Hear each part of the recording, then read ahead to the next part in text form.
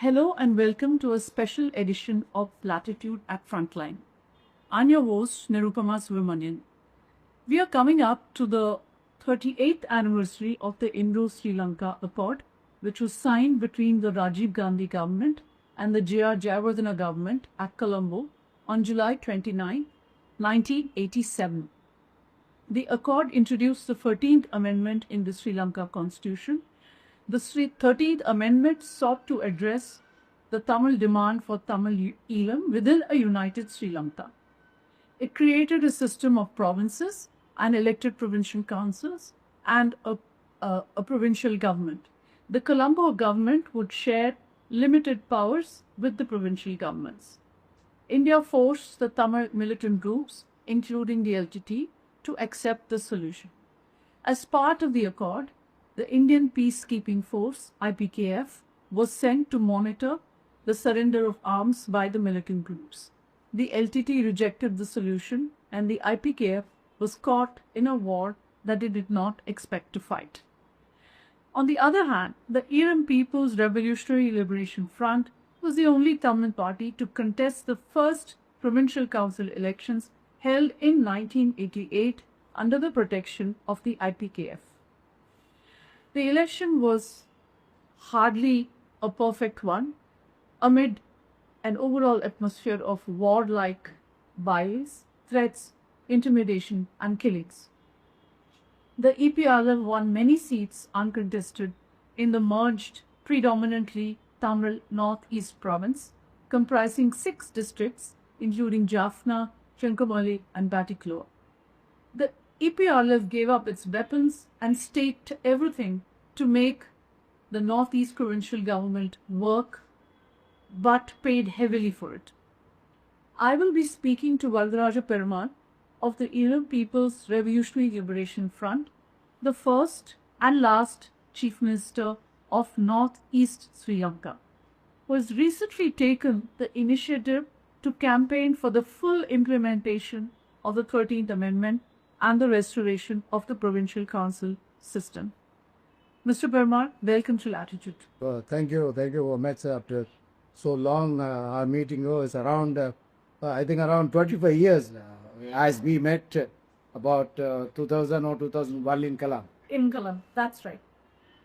Mr. Perumal, you had to be unceremoniously evacuated from Trincomalee, which was then the headquarters of the Northeast provincial government, when the Indian intervention in Sri Lanka came to an abrupt end in March 1990, when the IPKF was completely pulled out by the VP Singh government. And you have lived in India ever since, more or less. You've gone back a couple of times to Sri Lanka, but you have lived in India mostly. But last week you went back to Sri Lanka with a mission, and your mission is apparently to seek the revival of the 13th Amendment of the Provincial Council system and a full implementation of the 13th Amendment. You held meetings in Jaffna, you held meetings in Trincomalee. What is the impetus for doing this? Are you planning to get back into Sri Lanka's politics? And what is the response that you got from the ground force? In fact, in your question, there are many questions inside. However, I try to answer that. See, my present mission is not already very comprehensive planned or anything. But I always felt the devolution part in the Sri Lankan constitution should be implemented properly and fully. This is the voice I am continuously giving for last 30 years, even after that Northeast Provincial Council's lacks or something. But among the Tamils, there were so many other slogans came up. People were talking about Tamil nation, recognition of Tamil nation, recognition of right of self-determination. And then, the demanding for the federal solution. So there were lack of the concentrated demand on the implementation of the devolutionary process within the constitution of Sri Lanka, within the present constitution in Sri Lanka. So, but now the time has come, the almost 90% of the Tamil political parties, they feel now, see, this is the only way to we go. That's the present constitution with regard to the revolution should be implemented fully. I am adding the word further, the proper. Is I always add the word. And there's nothing special of that, and there's no any other special story or any force behind it. I'm very clear of that. But it is a social duty, part of the social duty of my political life. It's not the career; it's my political life. So I feel that I have to do that. In that conscious only, I started this. Response from the Tamil political parties are very good. I met the EPRL leader, Mr. Suresh Premachandra, with his colleagues, and I met the Federal Party leader, Tamil Arasu Katchi leader, Mrs. Rajana, and I met EPDP, Elam People's Democratic Party's leader, Mr. Agnes Devananda. I met the Equality Party leader, Mr. Sandra Kumar, and I spoke over the phone with the Mr. Areklanan Selvam, leader of the TELO, and was similarly with Mr. Siddharthan, leader of the plot. Beyond that, I met various socially, politically important people who are very actively conscious and interest and enthusiastic in implementation of the revolution in Sri Lanka. So you're trying. With all background I am doing, I have started this mission. I don't know where it will end, and it will how long it will take it, and what were the difficulties we have to make it. But it should be a very collective effort of all the Tamil political parties, not only all Tamil political parties. I feel all Tamil-speaking political parties, Tamil political parties, Muslim People's Political parties among the upcountry Tamils, and also the progressive parties among the Sinhalese.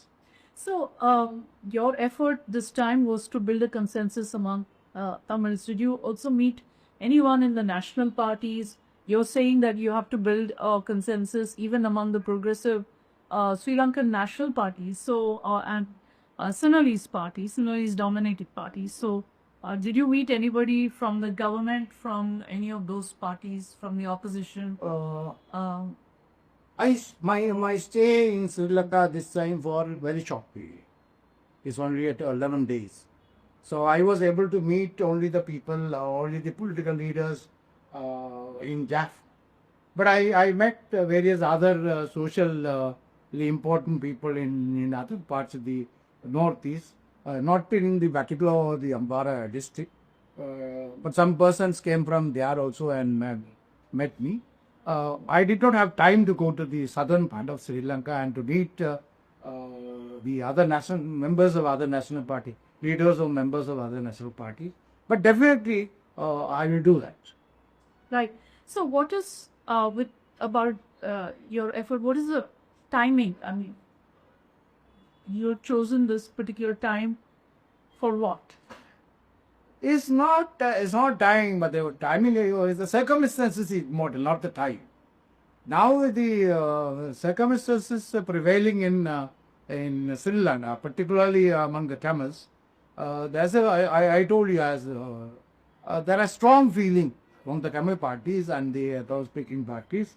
The Sri Lankan constitution, present Sri Lankan constitution, provide what they call substantial provisions towards the devolution. And not only the constitution, along with that another act called Provincial Councils Act, number 42 of 1997. So, and there are some other legal drafts are there. So, all these things are very important to be implemented. My view is the devolution is very important to the northeast and also in a different form in the upcountry area. Because these are the three areas where the north, the east and the upcountry area, where the minority nationalities in Sri Lanka concentrated. And these three areas, and particularly northeast, are due to war and also the other negligence of the rules of the governance in the last 15 to 16 years. The northeast is very backward. For example, northern province, the education standard of northern province, in the last month the results came out of the 10th class. In the 10th class results, in comparison to all Sri Lankan province, northern province is the last. See, which was in the first in Sri Lankan history. So that itself shows the education, social development and the economic development. And second thing is the law and order is very poor.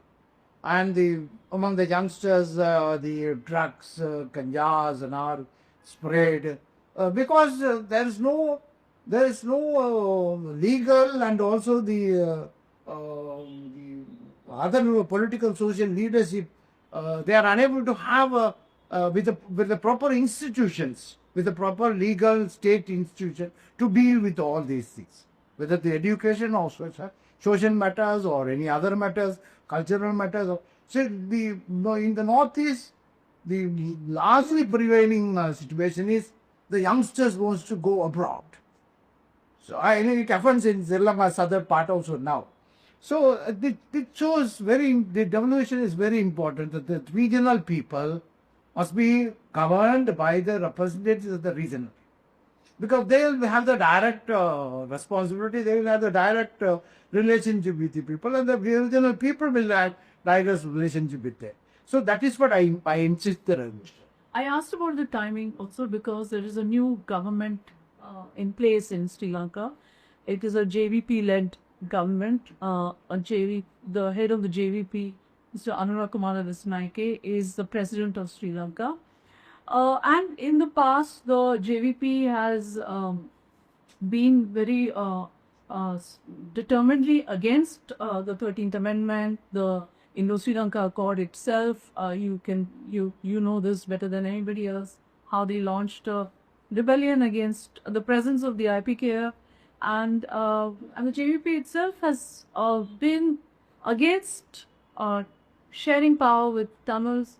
So in that atmosphere, do you think that your initiative is going to meet with any success, that the government will have the political will or the inclination to actually implement the provisions in the constitution which have come through the 13th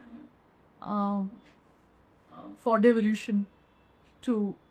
First of all, from the president to even the last government servers, their oath is to uphold the constitution. It's not the part of the constitution. It's the part with the entire full part of the constitution should be upheld by the president to the last government. So it is their response. So whether it is will be successful or not, it is up to them. They have to make successful, because it is part of the identity they promised the people. That was how they came to power. That's one. Second thing is, of course, as you said, JVP was a part of the Sinhala Buddhist chauvinistic enclave about last 10 years before. But in last 10 years, they were not that level. They were talking about the regional, all communities have to live together, and there should not be any communism. There should not be any use of communism to against the people one to another. So that was last year. In the last 1 year, particularly the President Anura Kumara Dissanayake, he has promised wherever he goes, even from Jaffna to Kannada, he promised that he will accord provincial council election. He will ensure the smooth and strong function of the provincial council system. So I hope that this government is non-communal and non-chauvinistic, and then they are in a way by their oath They are committed to implement the devolution, and not only the devolution, even the democratization process. Expanding the democratization process is very important. The making of freedom of judiciary, and ensuring the entire part of the fundamental rights, and making the public service more independent, and then making the provincial council system autonomous, strong, effective, and efficient. So I hope so, and then with that hope only I am working. But then there's a part, the political parties have responsibility. They have to take this matter to the government. A democratic environment is there, but Sri Lanka is a democratic country, it's not a dictatorial country. So therefore political parties can act peacefully, and as I mean peacefully, mean non-violent. They can act it, and the government has to respond it, or otherwise there will be a conflict between the people and the government, people and the state. Right. That should not happen. Right. So the provincial council system was primarily introduced as a solution to the Tamil demand, so for devolution to the northeast. But because it could not be an asymmetric devolution, it was introduced for the entire country. So it's a bit ironic that provincial council systems were in place, was in place for the whole country from 1988 up to 2017, whereas for the northeast it was only your council, in 1988, very short-lived experiment in the northeast, and another election took place after the war in 2013 to 2018, and then 2007 to 2017 in the eastern. In the eastern province. So now it's caught in, now the whole thing is caught in some legal, it's gone into a legal limbo, because in 2017 the government wanted to reform the system and all that. So what is the hope that it will come out of that system, especially when there is no talk of changing the constitution itself and dropping the 30? There are lots of politicians in Sri Lanka, Sinhalese politicians, are saying let's just drop the 13. The dropping or abolition of the 13th Amendment is not so wise in Sri Lanka at the moment. And again, that the present government has committed to the public that they will implement, they will hold the election, provincial council election, and make sure that the provincial council system works. So therefore, how they are going to do it, when they are going to is a plus. And there is no much legal limbo in holding the election, because in 2017, one act was brought to reform the election system. You know that Sri Lanka has, throughout Sri Lanka has a proportionate representative system, and provincial councils also had the same thing. But in 2017, they introduced a mixed system. For mixed system, there should be observances delimitation for the provincial elections. When there's a delimitation commission report came, the parliament rejected. So my argument is, when the delimitation commission report rejected by the parliament, even the 2017 act could not be enforced, because the main part and which makes the provincial council election to be held, and when it became invalid, the report become not acceptable, then the act itself become invalid, null and void. But I don't know what is the interpretation of the Sri Lankan lawyers or the courts, and that way of approach was not taken to the Supreme Court in Sri Lanka. But now, if the government wants to hold the election, it's very simple, and for which one MP, Mr. called Rajamanikam, he has moved a bill to the parliament that to abolish or to repeal the 2017 act. Once that repeal and the earlier system is restored in the parliament, the provincial council election can be held. But if they go for a delimitation again, it will decay. So that has read the provincial council minister at the center. He has said that, and that debate has come, and the intention of the government also is suspected. Right. I just want to ask you now about your own experience of running the Northeast Provincial Government in 1988. By all accounts, it was very, very difficult to get any devolution, any powers from the center, from the Premdasa government, and it was a complete standoff, and it really failed on that issue. So, can you talk about that a bit? See, no government can survive. Even the no state system can survive without its own protective force. In fact, the duty of the Sri Lankan state is to protect and nurture and develop and make sure of smooth functioning of the provincial system. And Sri Lankan government, Sri Lankan state did not do. And state did not help properly in those days. And more than that, Mr. Premadasa's government came into power, and then he became an ally of LTT, which completely opposed the provincial council system. So the Sri Lankan state itself collaborated with the terrorist activities or group which carried the terrorism. But then the functioning of the provincial system was unable to be done. And for us, the Indian Army was there. Indian Army also was withdrawn. So we became to the teeth of the Sri Lankan forces plus LTT. So which we were unable to continue that we had to leave. After that, the provincial council system did not work, but governors continued. System was there, governor was there, but the elected government was not there.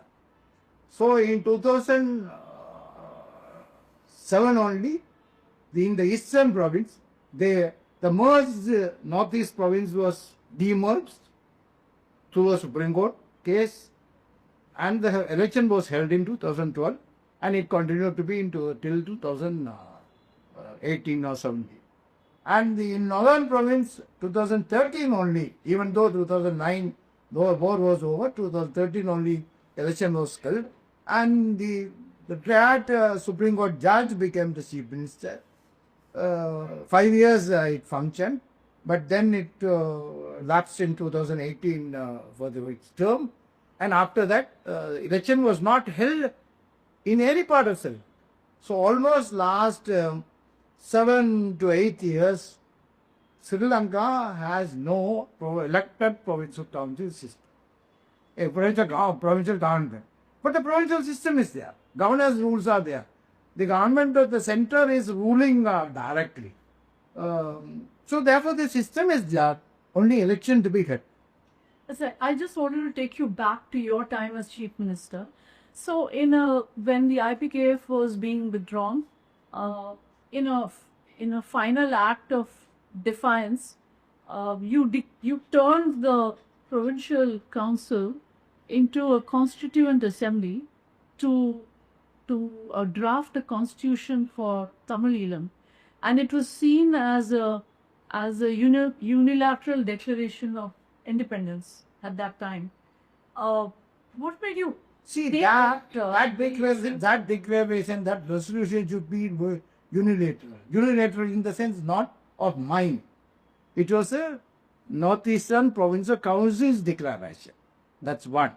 It was debated and a resolution was passed and it was released.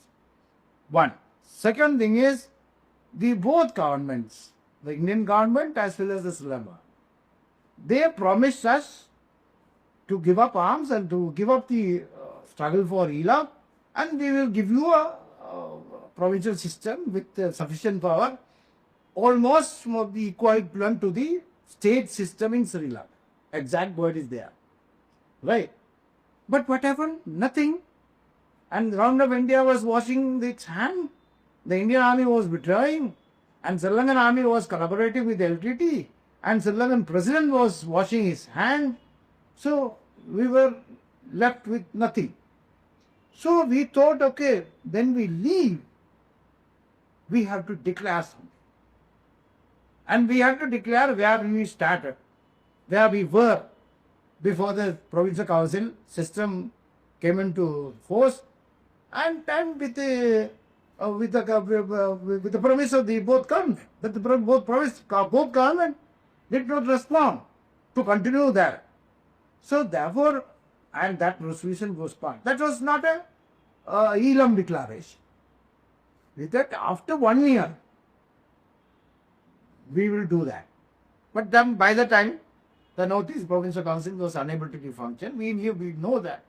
But we want to voice our tragic situation. Not our situation, the whole Tamil people's situation, the Tamil people who lost their lives for damage. Right.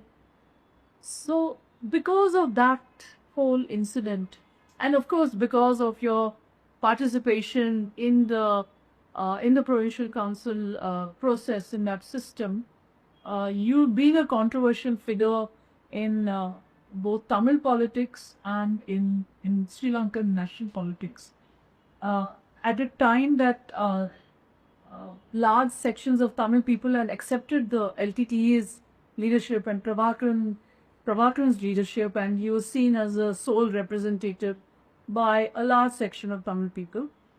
You were seen as an Indian stooge.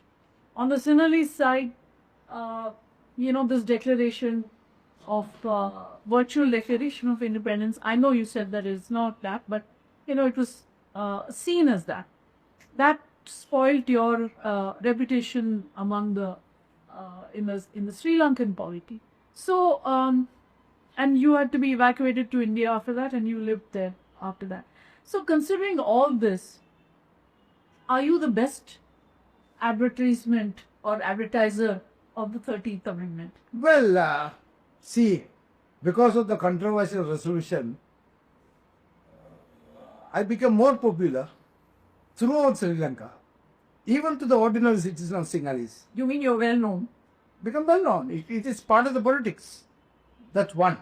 Second thing is by that I made it that the devolution is very important.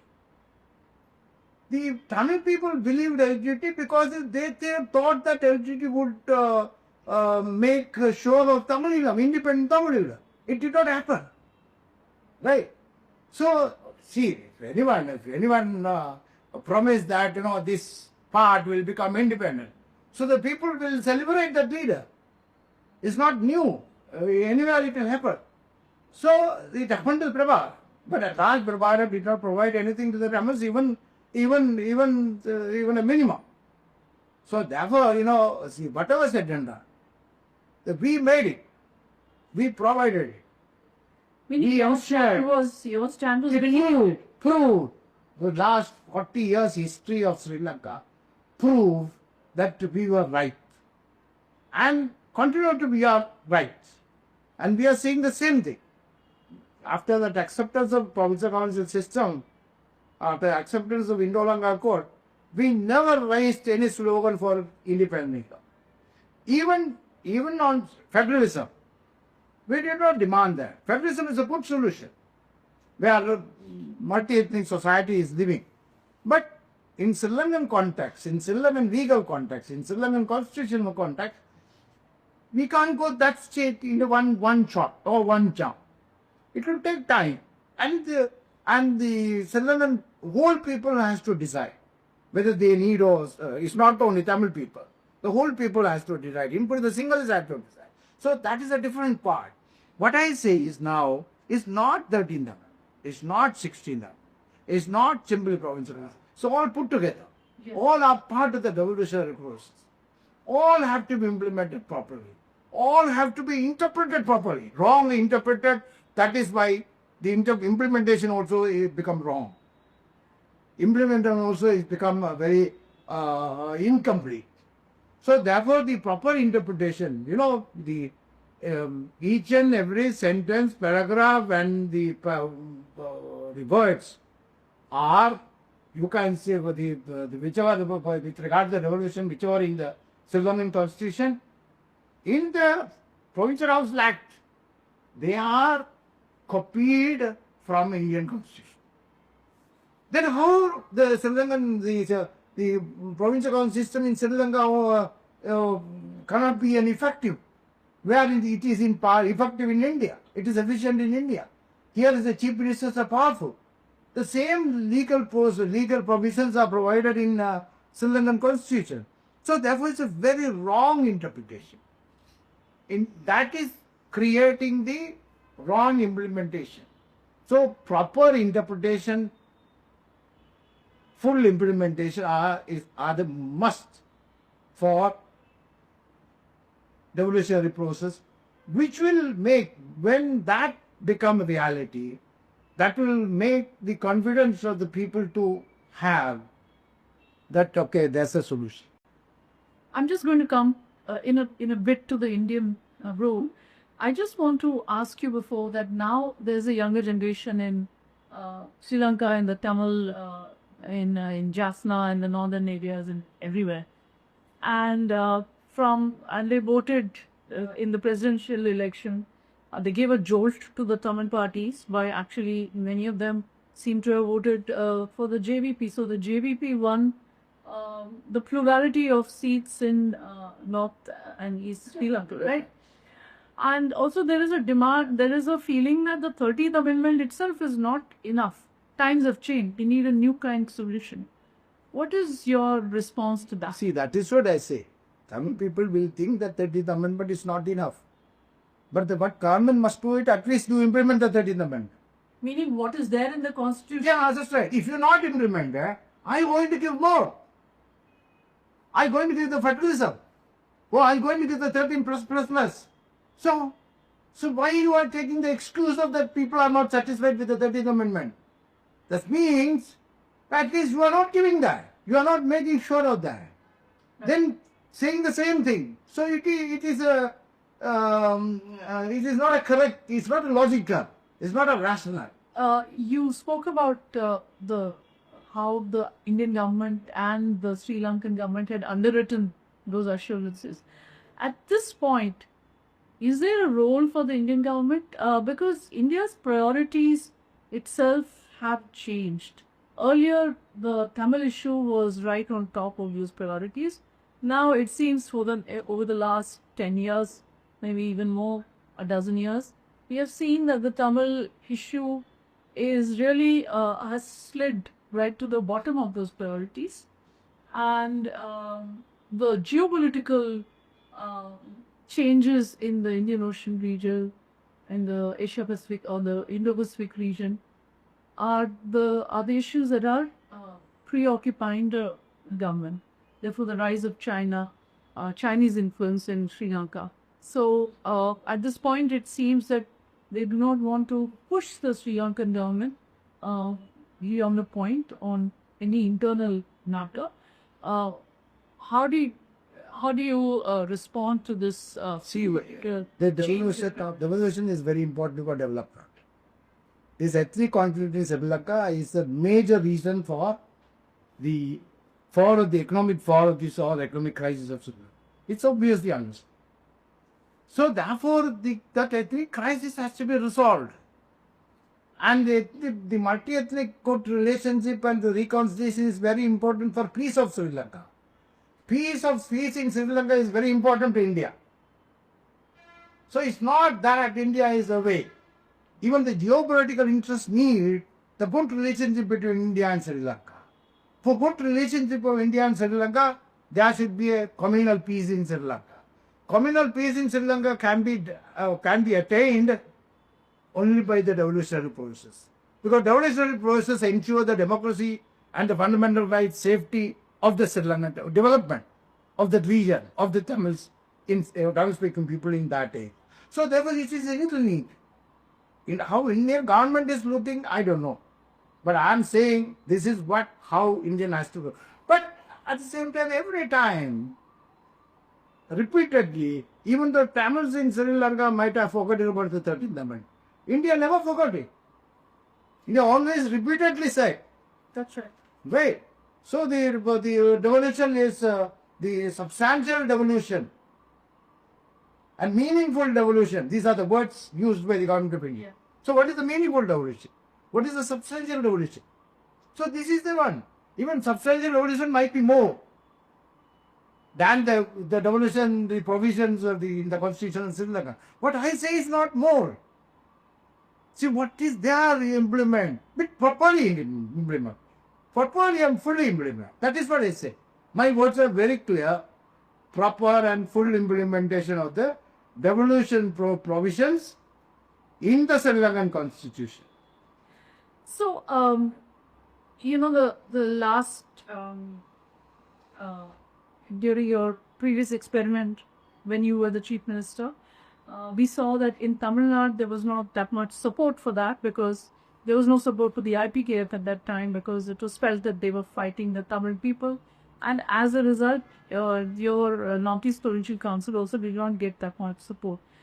At this point, I think the Tamil Nadu government is more preoccupied with the Issues. the fisheries issue, the conflict over, the marine resources between Tamil Nadu fishermen and the fishermen of northern Sri Lanka. So is there a role that the Tamil Nadu government should be playing to push this 13th Amendment also? See, I'm not separating Tamil Nadu people and Tamil Nadu government and Tamil Nadu leaders, political leaders or strategy. I'm putting together. And Tamil Nadu government is the main representative of the Tamil Nadu and legal and legitimate representative of the Tamil Nadu people. So therefore, it was very important for us. Tamil Nadu they have a different issues with this amendment. But I don't think Tamil Nadu government or the Tamil Nadu leaders, whoever it is, Tamil Nadu political parties, have given up the Tamils of Sri Lanka. I think they always will have the feeling of the Tamil Nadu, Sri Lankan Tamils are their brothers and their blood relatives. And it's not simply years, it's thousands of years. So therefore, in this matter, in this materiality, Tamil Nadu has to show the interest, and Tamil Nadu make sure that the government of India is act effective. So I hope in that way Tamil Nadu has role. How it is to be done, it will be done, I don't know. But the role of the Tamil Nadu is very, very important. Thinking back on those years, it was, it collapsed, the Northeast Provincial Council, your government collapsed, you came here to India. The EPRLF leadership itself was wiped out in an attack by the LTTE in Chennai. Your leader Padmanabha was killed in that attack, and so many other people died along with him. And the EPRLF never recovered from that blow. Would you have, looking back, is there anything that you would have done differently in your involvement with the Northeast Provincial Government and that whole provincial council system? No, because I think we are right, and so far, and then and we did rightly in every step. There were so many unfortunate parts that all happened. That was a different thing. But still, see, after 38 years, after 37 years of that provincial council, still people, now the people feel that the same provincial council system must come back. And even many people, they say, had they supported that provincial council on those days, Now the Tamils would have developed their own area, and so much of Tamils wouldn't have gone abroad, so that the this what we call the destruction of the Tamil social formation wouldn't have happened. Now the social fabric of the Tamil society has come into a very tragic stages. And Tamil politics itself is in disarray. Because it has come into the full electoral politics. Yeah, there are so many parties. The only thing is, when there are so many political parties, there are so many political policies, political differences, but there's a common matter, the common interest. That common interest should be upheld.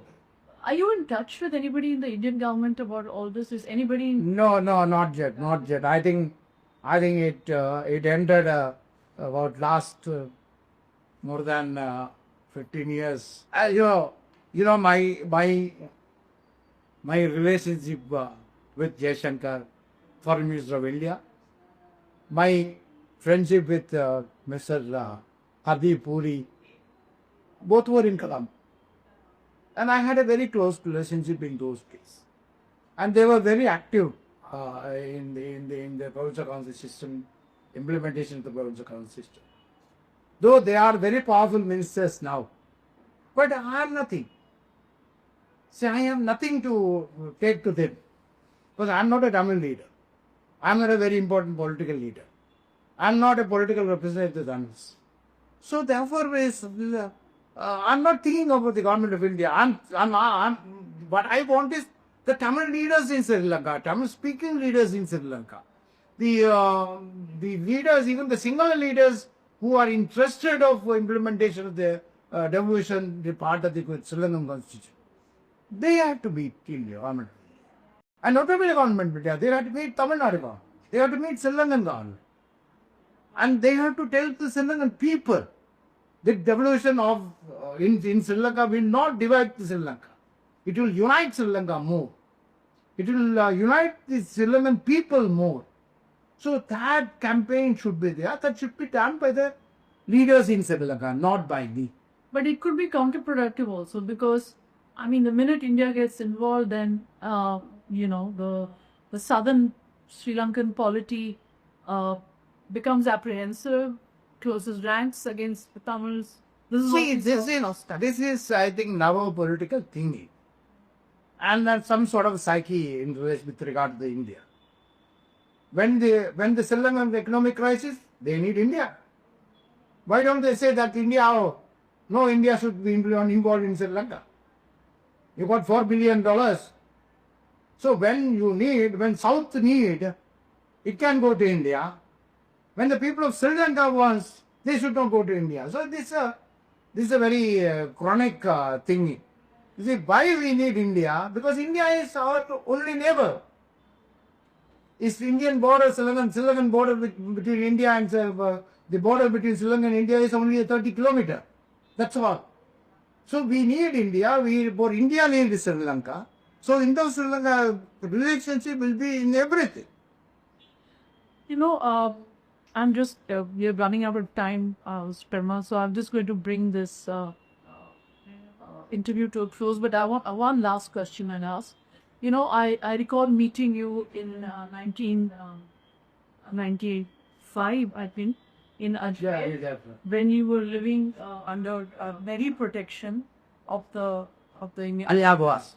When I was in Anyadwas. Yeah, and you were being protected by the CRPF. Yes. Before that you had lived in Chanderi.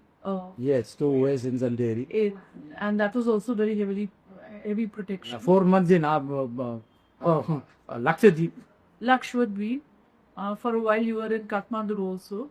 So at this moment, are you protected? Are you still protected? No, I'm an ordinary citizen. Ordinary citizen of Sri Lanka. Of Sri Lanka. Living I have got an OIC card, Overseas Citizen of India card. So I live in India also. My daughters are Indians, and they are living in India. Right. So therefore, I had to live in India. But I'm not expecting any threat at the moment. Whether any threat is there, that only the government will know. Yeah. Indian government and Sri Lankan will know. I will not know. Right. Well, I don't have any intelligent people to give any report of my security. But that's not the issue for me. I'm very happy of being an ordinary, simple citizen. Thank you so much, Mr. Vadraja Perumal, for that very interesting interview and recalling your own experience, and for finding the time to do this interview in Chennai while you're on your way back to Coimbatore, where you now live. Thank you so much. And same similarly, my thanks also, and this interview will give a good impression the viewers or readers, and because it's not against the government of Sri Lanka. That is what everyone must know. That I'm not working against the government of Sri Lanka or Chinese people, or any to create any trouble in the matter of good relationship between Indo-Sri Lanka, because I need a good relationship of Indo-Sri Lanka, between India and Sri Lanka, and I need a good relationship between the Tamils and Sinhalese in Sri Lanka, and I wish for strong and non-communal and developed peaceful Sri Lanka. Thank you, viewers, for watching this first part of a special edition of Latitude at Frontline. We will be bringing you the second part next week. Please watch out for that. Thank you very much.